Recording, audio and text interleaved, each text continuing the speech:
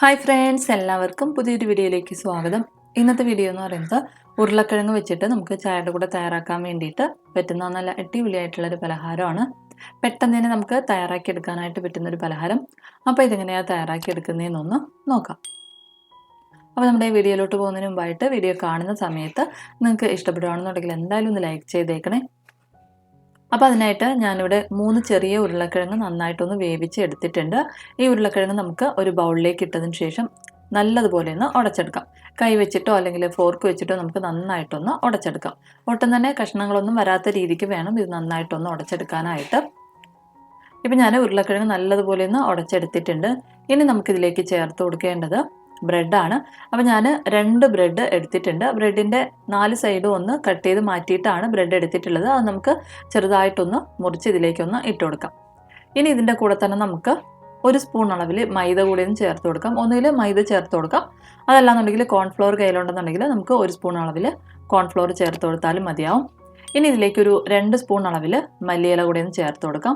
ഇതിൻ്റെ കൂടെ തന്നെ 1 ടീസ്പൂൺ അളവിൽ മുളക് പൊടിയും ആവശ്യത്തിനുള്ള ഉപ്പും 1/2 ടീസ്പൂൺ അളവിൽ ഗരം മസാലയും കൂടി ഒന്ന് ചേർത്തതിന് ശേഷം നന്നായിട്ടൊന്ന് മിക്സ് ചെയ്ത് എടുക്കാം.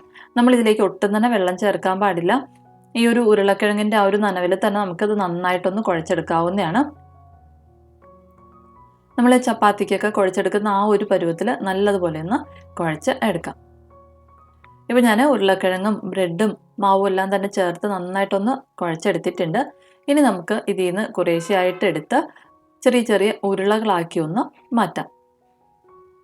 നമുക്ക് ഏത് ഷേപ്പിലാണോ ഈ ഒരു പലഹാരം തയ്യാറാക്കാനായിട്ട് താല്പര്യം ആ ഒരു രീതിക്കൊന്ന് ഷേപ്പാക്കി എടുക്കാവുന്നതാണ്. ഞാനിപ്പോൾ എല്ലാ മാവും തന്നെ ഒന്ന് ചെറിയ ചെറിയ ഉരുളകളാക്കി ഒന്ന് മാറ്റി ഒരു പ്ലേറ്റിൽ വെച്ചിട്ടുണ്ട്.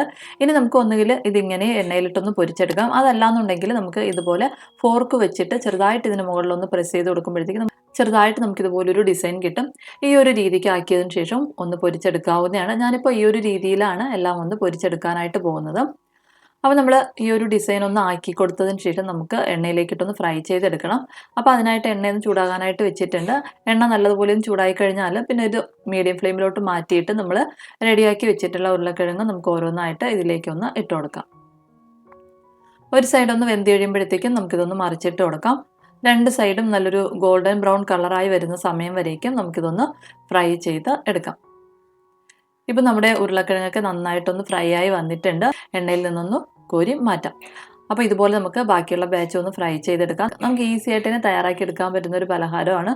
ചൂട് ചായയുടെ കൂടെയൊക്കെ ചൂടോട് കൂടിയിട്ട് കഴിക്കാൻ പറ്റിയ ഒരു ഐറ്റം. അപ്പോൾ എന്തായാലും തയ്യാറാക്കി നോക്കുക. നിങ്ങൾക്ക് വീഡിയോ ഇഷ്ടപ്പെടുകയാണെന്നുണ്ടെങ്കിൽ എന്തായാലും ഒന്ന് ലൈക്ക് ചെയ്തേക്കണേ. അപ്പോൾ പുതിയൊരു വീഡിയോയിലൂടെ നമുക്ക് വീണ്ടും കാണാം. Thank you, by.